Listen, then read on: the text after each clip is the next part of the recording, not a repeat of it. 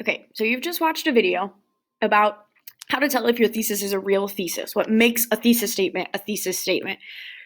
Your next goal is to write your own thesis statement. We're going to talk about a very specific type of thesis statement. We call it a three-pronged thesis or a chicken foot thesis, because chicken have the 3 toes on their feet.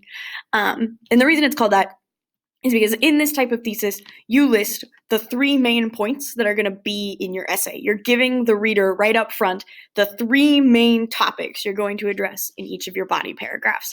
We'll talk about what body paragraphs look like next week. But for today, theses.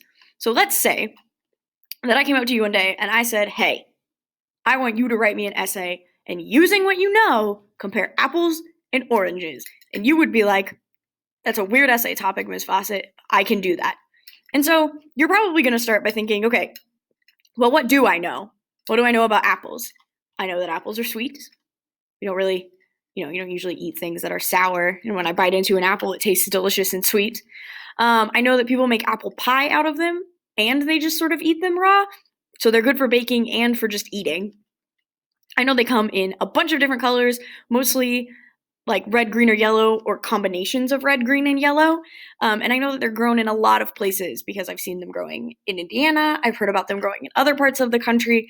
I know lots and lots of places where apples can be grown. So these are some things that I know about apples. And then I'm going to come over here and I'm going to be like, okay, now what do I know about oranges? Well, I can't really think of anything that you bake an orange into. So I know that they're usually eaten in an unbaked fashion. So you're probably going to peel them, you might juice them, but you can do all of that with apples too, and apples are baked. So oranges are their own thing. They're usually eaten in an unbaked fashion, and just peeled and delicious. I have never seen an orange that was any color but orange when it's ready to be eaten. They're green when they're like growing and they're little and tiny, but when they get big enough to be eaten, which is when you think about oranges, they're orange colored. And I know that they really only grow in hot environments because I've seen them growing in Florida. Haven't ever really seen them growing anywhere much north of the Florida, Georgia, Alabama sort of zone of the country.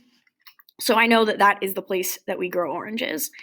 And I know that a couple of things that are true about both of them. So they're both fruits, right? They're both delicious, and they're both a great source of nutrients because they're fruits. So these are things, right, that I can use to compare apples and oranges. These are facts about apples and oranges I could compare to one another. These are ideas that I have that I can use to write my my essay on. Enjoy that bell that announces it's 3 o'clock. So let's say that I'm thinking about what I'm going to write about, and I want to come up with the 3 ideas, the 3 topics here that I actually have enough information about to write a paragraph about.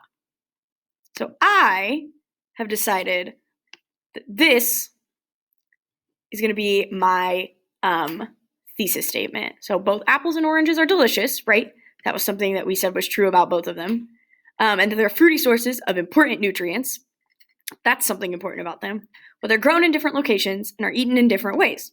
So when you read this thesis statement, you know that in my essay I'm going to discuss 3 things. The nutrients that are contained by both apples and oranges, where apples and oranges are grown, or specifically where apples can be grown and where oranges can be grown, and specifically how apples can be eaten and how oranges can be eaten. So you can see this is going to be a paragraph, this is going to be a paragraph, and this is going to be a paragraph. So right here in my thesis statement, I'm giving you up front the 3 topics that are going to make up my body paragraphs. That's why we call it a 3-pronged thesis. So you're looking for something that people can discuss, that